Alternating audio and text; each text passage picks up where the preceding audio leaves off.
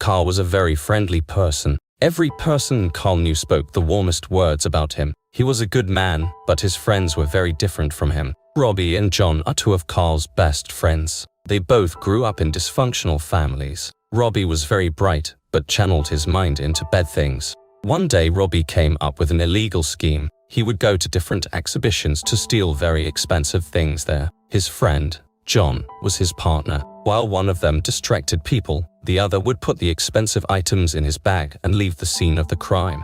Carl knew what his friends were doing. He judged them, but that was no reason to end their friendship. One day Robbie and John went to a science fair where there were so many different inventions. Something caught Robbie and John's attention. At the booth was something huge and incomprehensible. It was a box which contained some future development. The price of this device was exorbitant, $1 million. There were too many people around. Robbie and John were deluded. They didn't know how to create it without anyone noticing. The value of this invention was so high that Robbie and John were ready to just take it and run, no matter what. That's exactly what happened. There was no time to wait, so Robbie ran up to the box, stuffed it in his bag, and started running. In the meantime, John was waiting for him in his car round the corner. Robbie ran like he had never run before. The boys managed to escape, but now the police were looking for them. Robbie and John had to hide in the basement of an abandoned building. The moment came when the guys opened a box. Inside was a machine that could be used to create a robot out of a real person. Robbie and John wondered, is it worth selling this? Because we could create a robot that would do everything for us.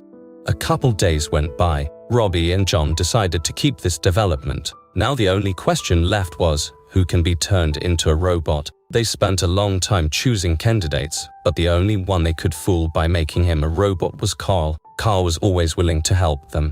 The easiest thing to do was to make him the robot. Robbie immediately started calling Carl. Carl, we need you right away. Robbie said, what's wrong, Robbie? Carl asked, and Robbie hung up the phone to get Carl to come over as soon as possible.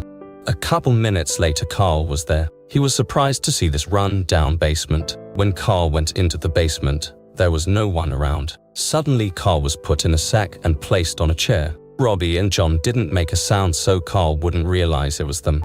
Without wasting a second, Robbie and John pulled a rig out of the box and put the helmet from it on Carl's head. John pulled a lever. Lightning, flashes, and terrifying sounds appeared in the basement. Carl turned into a man with a TV on his head. Robbie and John, seeing Carl, were frightened and started running. From then on, Carl couldn't fully enjoy the life his two best friends had ruined. Now Carl was constantly at shows and in labs. No peace and tranquility.